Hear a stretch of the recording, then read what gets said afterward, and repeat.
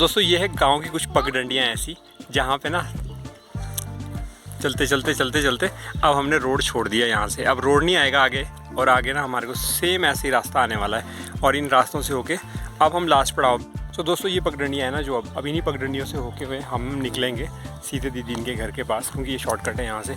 और वो रह गया उस वाली लोकेशन में जहाँ से बस अभी हमें ड्रॉप करके गई। अभी सडन मतलब थोड़ी देर पहले 1 किलोमीटर मान के चलिए कि सिर्फ 1 किलोमीटर बचा था। हाँ, गुन्नू के साथ हमने 3-3.5 किलोमीटर वैसे ही रन कर लिया, मतलब पैदल वॉक कर लिया। तो उसके बाद हम पहुंच गए फाइनली कोबाग में। तो मतलब बहुत था वैसे गुन्नू के साथ सामान के साथ, क्योंकि गुन्नू स्कूल से आई है तो इसी टाइम तो उसका वैसे भी रेस्ट करने का होता है। तो उस टाइम पे हमने इसको चलाने के लिए मतलब वॉक करने के लिए बोला। तो आप सोच सकते हैं कि कितना हेक्टिक था इसके लिए, लेकिन फिर भी इसने पूरा साथ दिया। तो अब हम इस रास्ते से होते होते बस 10 मिनट का सफ़र है। तन्नू और गुन्नू आ रहे हैं पीछे से। ये रास्ता पगडंडियों वाला है और हम सीधे 10-15 मिनट में घर पहुंच जाएंगे।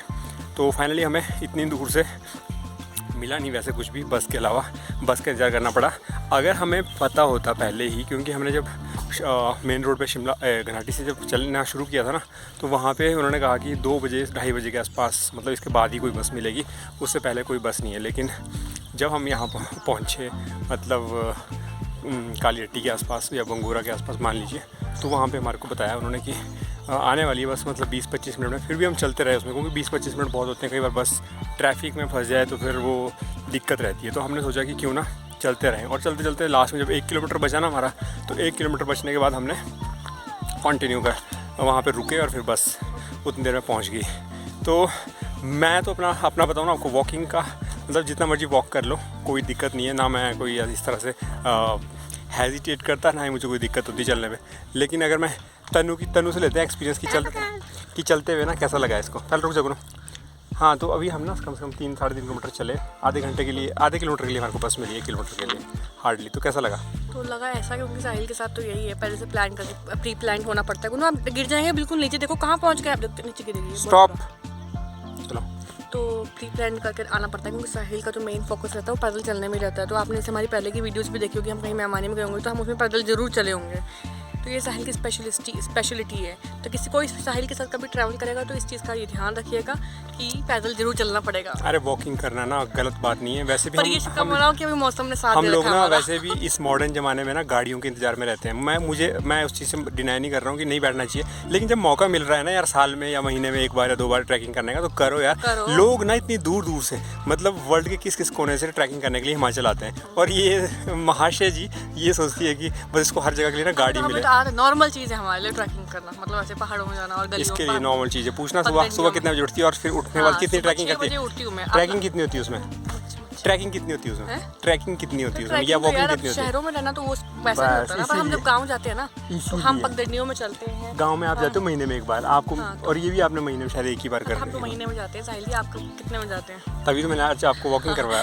आज बहुत टाइम से ये नहीं गए ना, तब इसलिए करवाया। चलिए दोस्तों, अब करते हैं ब्लॉग को क्लोज और आपको मिलते हैं अब नए ब्लॉग में।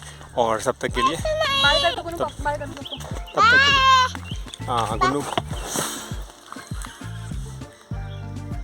सो दोस्तों रिकॉर्ड हो चुका है, अब जो होना था ना वो रिकॉर्ड हो चुका है। गुन्नू को बचाने के चक्कर में मम्मा ना आज पहली बार गिरी है। बहुत मजा आया। गुन्नू कैसा लगा? मम्मा गिर गई, देखा था? पता ही चला गुन्नू को। मम्मा ने स्लाइड मारी है। मैं गुन्नू को बोल रही थी गुन्नू को देखूंगी यहाँ पे स्लिपरी है, यहाँ बरसात हुई है, और इसलिए मैं साथ ट्रैकिंग के लिए इसलिए मना करती हूँ बरसात में, क्योंकि ना बच्चों के साथ, अब ये तो बड़े इनको तो आता है बचपन से रहे हैं, पर चलो मुझे भी आता है, पर गुन्नू को अगर तो ये बहुत बुरा फिसलेगी। पापा को पकड़ लो। अच्छा फ्रेंड्स, अब क्लोजिंग करते हैं। Bye bye. मैं अभी गिरी हूँ। नज़ारा देखो अपना, हम जितना घर के नज़दीक पहुँचते जा रहे हैं ना, ये व्यू जो है ना दिल को लुभाने वाला है, और ये भी दोनों ही। तो गुन्नू देखो थक गई है। व्यू तो दिखाई रहा था मैं आपको। ये ना घास का एक बहुत बड़ा मैदान है इधर, जहाँ पे हम घर के पास पहुँचने वाले। गुन्नू देख लेते यार, इसको ना थकी लगी है। गुन्नू क्या हुआ आपको? इधर देखो, आपको बोल रहे हैं भैया बोल रहे हैं। क्या? क्यों बैठे हो आप? आपको पूछ रहे हैं भैया। कौन से भैया? ये कौन से भैया? नमन भैया बोल रहे हैं कि गुन्नू क्यों बैठी है नीचे? क्या? आप बताओ ना क्यों बैठे हो आप? क्यों कहाँ है नमकिया? आप बताओ ना, मैसेज कर रहे हैं उनको बताना है। आप बताओ, ऐसे नहीं दिखते ऐसे नहीं दिखते नहीं है वो, ऐसे पूछ रहे हैं इसमें, हैं वो। आप बताओ, बोल रहे हैं वो क्यों बैठे हैं आप। चलो मुझे सिखाई नहीं है। हाँ बताओ बताओ बताओ बोलो मैं थक गई हूँ, ऐसे बोलो। बताओ। बोलो आई एम टायर्ड। बोलो नहीं यार, आई एम अन्य ना। दे दो फेंक के नहीं करते, रख के करते हैं, आराम से देते हैं, ठीक है। सो दोस्तों, ये लास्ट पीस बचा है हमारे पास एक बर्फ़ी का, और इस बर्फ़ी का टेस्ट आप देखेंगे ना यार, वैसे ही आपको शायद कैमरे में ना जब इसको देख रहे होंगे ना आपको, तो शायद आपको पिक्सल से जो इसका पिक्सल आ रहे हैं ना फट फट के, और इसका जो है वो टेस्ट मतलब कहीं ना कहीं याद दिलाता है मुझे कंडा वाली जो बर्फ़ी है। और तनु ने भी अभी जैसे कहा था ना कि इस बर्फ़ी का टेस्ट मुझे सिमिलर उसी के मुकाबले का लग रहा है ना तनु।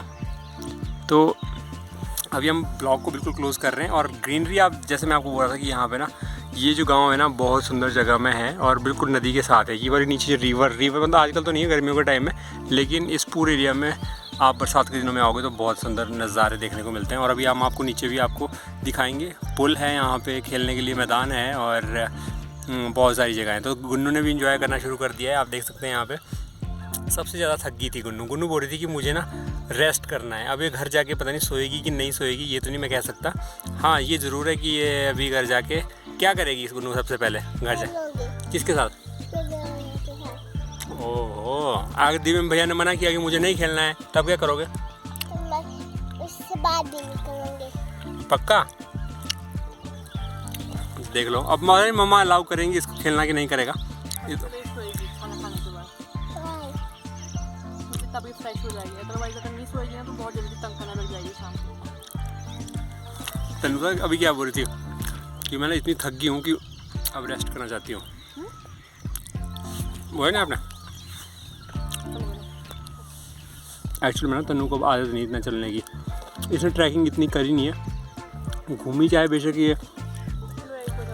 और अब घर मैंने इतनी मिठाई खाया क्योंकि भूख लगी और लंच का टाइम। तनु ने ना पहली बार बोल रही कि इतना मीठा खाया, पर जब आप ट्रैकिंग कर रहे होते हैं ना तो वैसे कहते हैं कि जो शुगर होती है ना मीठा, उसमें सबसे ज़्यादा हमारे पास पावर होती है, बॉडी एक्टिवेट हो जाते हैं। अगर आप मीठा थोड़ा सा ले लो ना अपने टंग के ऊपर तो जल्दी हो जाती है। तो हम जितना चल रहे थे ना तो हम जितना मतलब 4 किलोमीटर तो हम चले ही होंगे आज पूरे वहाँ उस पॉइंट से लेकर यहाँ तक। और ये ट्रैकिंग करते करते अभी हम सिर्फ 5 मिनट की दूरी पे हैं और घर पहुँचने वाले हैं। ब्लॉग को करते हैं क्लोज, कल आपको नया ओवरव्यू नए ब्लॉग के साथ मिलेंगे। तब तक के लिए टेक केयर, बाय, और इनसे भी ले ली इजाज़त। कर दो bye bye bye. Bye bye.